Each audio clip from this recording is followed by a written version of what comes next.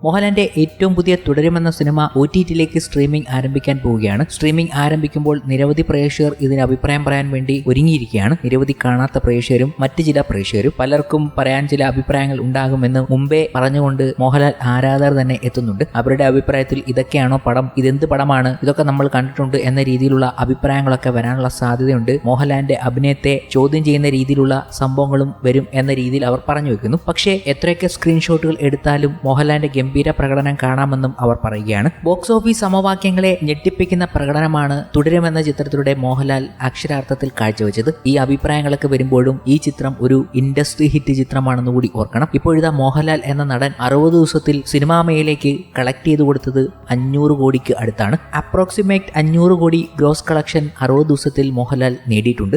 Empuraan plus തുടരും എന്നീ 2 ചിത്രങ്ങളിലൂടെ വെറും 60 ദിവസം കൊണ്ട് മോഹൻലാൽ എമ്പുരാനിലൂടെ ക്രിയേറ്റ് ചെയ്തത് 265.50 കോടിയാണ്. തുടരും എന്ന ചിത്രത്തിലൂടെ 231 കോടിയും നേടിയിട്ടുണ്ട്. ടോട്ടലി ഏതാണ്ട് 496.50 കോടിയാണ് ഗ്രോസ് കളക്ഷൻ ഇപ്പോൾ തന്നെ ഉണ്ടായിരിക്കുന്നത്. ഇതിൽ തന്നെ 212 കോടിയുടെ ഷെയർ കളക്ഷനാണ് മോഹൻലാൽ ഉണ്ടാക്കി കൊടുത്തിരിക്കുന്നത്. 1.87 കോടിയുടെ ഫുട്ഫോളും ഇതിലൂടെ ഉണ്ടാക്കിയെടുത്തു. ഇത്രയും ജനങ്ങളെയാണ് മോഹൻലാൽ തിയേറ്ററിലേക്ക് കൊണ്ടെത്തിച്ചത്. ബോക്സ് ഓഫീസിലെ എല്ലാ മേഖലകളെയും അടക്കി ഭരിക്കുന്ന മോഹൻലാൽ പ്രകടനമാണ് നമ്മൾ കണ്ടിരിക്കുന്നത്. ഇതുപോലൊരു നടൻ ഇനി ഉണ്ടാവുകയില്ല. ഇപ്പോൾ ഉള്ള ഈ നടനെ തന്നെ മികച്ച രീതിയിൽ ഉപയോഗിക്കാൻ ആർക്കൊക്കെ കഴിയുമെന്ന ചോദ്യങ്ങളാണ് ഇനി ഉയരുന്നതും. ഇതുപോലൊക്കെ ഉപയോഗിക്കാൻ കഴിയണം. പല അവസരങ്ങളിൽ ഗംഭീര രീതിയിൽ മോഹൻലാലിനെ കൊണ്ടുവരുമെങ്കിലും പിന്നീട് അത് കണ്ടിന്യൂ ചെയ്യാൻ പല മേക്കേഴ്സിനും സാധിക്കാതെ പോയതാണ് പലപ്പോഴും നമ്മൾ കാണുന്നത്. ഇത്തവണ അങ്ങനെ സംഭവിക്കരുത്, മികച്ച രീതിയിൽ മോഹൻലാലിനെ ഇനിയും ഉപയോഗിക്കാൻ കഴിയണം എന്ന് പലപ്പോഴും പല പ്രേക്ഷകരും പറഞ്ഞുകൊണ്ട് എത്തുന്ന അവസരമാണ് ഇപ്പോൾ ഉയരുന്നതും. മോഹൻലാലിനെ വെച്ച് സിനിമ ചെയ്യാൻ പലരും കൊതിക്കുന്ന അവസരമാണ്. പഴയ സംവിധായകരാകട്ടെ പുതിയ തലമുറയിലുള്ള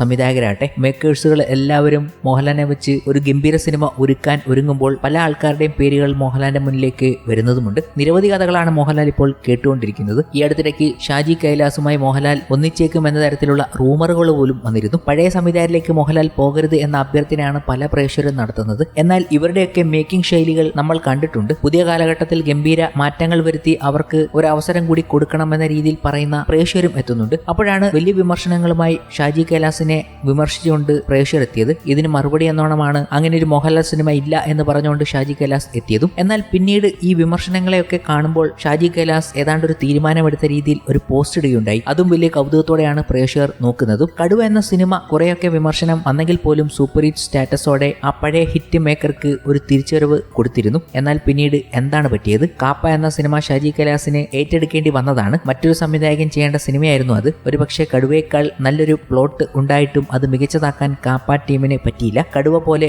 വലിയ വിജയവുമായില്ല കാപ്പ. എലോൺ എന്ന സിനിമ ഒരുപക്ഷെ കോവിഡ് ടൈമിൽ ഒരു ജോലി എന്ന പോലെ ചെയ്തതാകുമെന്ന് കരുതാം. ഏതായാലും ആ സിനിമയുടെ റിസൾട്ട് മോഹൻലാൽ എന്ന നടനും ഷാജി കൈലാസ് എന്ന ഡയറക്ടർക്കും എക്കാലത്തെയും വലിയ ക്ഷീണം തന്നെ ഉണ്ടാക്കി. ഹണ്ട് എന്ന സിനിമ ഇപ്പോൾ OTT-യിൽ വന്നപ്പോഴാണ് പലരും അറിഞ്ഞത് തന്നെ. വളരെ മോശം അഭിപ്രായങ്ങൾ തന്നെയാണ് ആഫ്റ്റർ OTT ആ സിനിമയ്ക്ക് കിട്ടുന്നത്. ഈ സിനിമ വളരെ നേരത്തെ ചെയ്യേണ്ടതായിരുന്നു എന്നും ഒരുപാട് ഡിലേ ആയി എന്നുമൊക്കെ ഷാജി കൈലാസ് പറയുന്നത് കണ്ടിരുന്നു. ഈ അവസരത്തിൽ മോഹൻലാലുമൊത്ത് വീണ്ടും ഒരു സിനിമ എന്ന റൂമർ വരികയും അങ്ങനെയൊന്നില്ല എന്ന് ഷാജി കൈലാസ് തന്നെ പോസ്റ്റ് ഇട്ടപ്പോൾ വലിയൊരു വിഭാഗം അതിന് നന്ദി പറഞ്ഞെത്തി. ആ നന്ദി പ്രകടനം ഓവറായപ്പോൾ ഷാജി കൈലാസ് കമന്റ് ബോക്സ് തന്നെ ഓഫാക്കി. പിന്നീട് ഇൻസ്റ്റാഗ്രാമിൽ ഇങ്ങനെയൊരു പോസ്റ്റ് വിട്ടു. ഒരുപക്ഷെ ഷാജി കൈലാസ് തിരിച്ചുവരവിൽ ചെയ്ത കടുവ ഒഴികെയുള്ള പടങ്ങൾ എല്ലാം തന്നെ സാഹചര്യത്തിന്റെ സമ്മർദ്ദം കൊണ്ട് അദ്ദേഹം ഏറ്റെടുത്തതാകാം. അതുകൊണ്ട് അദ്ദേഹത്തെ പൂർണ്ണമായും തള്ളിക്കളയുന്ന രീതിയിൽ സോഷ്യൽ മീഡിയയിൽ പ്രചരിക്കുന്ന കാര്യങ്ങൾ കുറെയൊക്കെ പരിധി വിടുന്നുമുണ്ട്. ഇനിയായാലും മികച്ച ഒരു സ്ക്രിപ്റ്റ് കിട്ടിയാൽ അതിൽ നന്നായി പണിയെടുക്കാൻ അദ്ദേഹത്തിന് പറ്റും എന്നുറപ്പാണ്. അങ്ങനെ ഒന്ന് വഴി അദ്ദേഹം വീണ്ടും തിരിച്ചു വരിക തന്നെ ചെയ്യും. മോഹൻലാലിനെ വെച്ച് ക്രിയേറ്റ് ചെയ്യാതെ വേറെ ഏതെങ്കിലും യങ് സൂപ്പർ സ്റ്റാറിനെ വെച്ച് ഷാജി കൈലാസിന് ഗംഭീര സംഭവം ഉണ്ടാക്കാവുന്നതേ ഉള്ളൂ. അദ്ദേഹത്തിന്റെ ലാസ്റ്റ് പോസ്റ്റും അത് തന്നെയാണ് വ്യക്തമാക്കുന്നത്. ഒരു ഡിഫറൻറ്റ് മൂവ് നടത്താനുള്ള ഒരുക്കത്തിൽ തന്നെയാണ് ഷാജി കൈലാസ് എന്ന്